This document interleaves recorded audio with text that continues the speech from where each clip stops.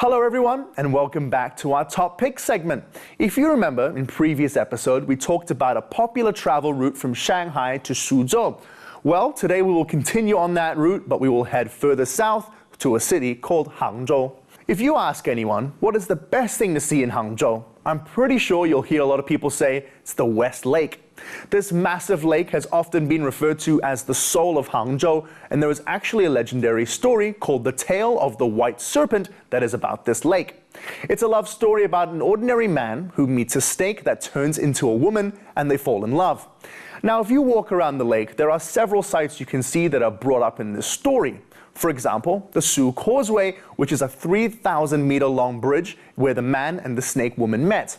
Another famous site is the Feilaifeng Pagoda, and according to the legend, these two were forced to separate by God, and the snake woman was locked in this pagoda because God believed this type of love was immoral.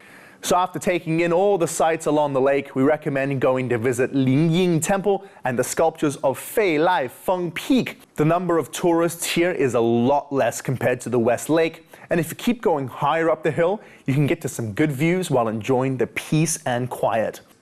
After spending a whole day walking around, it can get quite tiring. So reward yourself by going to Qing Hefang Street, which offers tourists a huge variety of traditional hearty snacks. Right, so that wraps up our first day. Let's now turn our attention to Ms. Tenzin from Beijing New World Travel Agency to talk about what we can do on the second day. 有许多非常有特色的博物馆，比如说丝绸博物馆。 There are many unique museums in Hangzhou. For example, the China Silk Museum, the China Tea Museum, as well as the Folk Arts Museum. In the Silk Museum, you'll be able to see the many different types of silk that has been featured in many different dynasties. In the Tea Museum, you'll be able to taste countless types of Chinese tea, including Hangzhou's famous Longyin tea.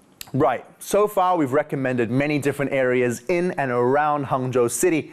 But before we go, our guide Tenzin will give us a good suggestion on where we should stay. 另外还有一个比较有特色的，就叫做布雷顿。 We recommend tourists to stay at the Landison Longjing Resort Hotel, and if you're lucky, they will sometimes make you their famous Longjing tea. We think you should join them if you get the chance, because the tea is really great. 动手来制作龙井茶。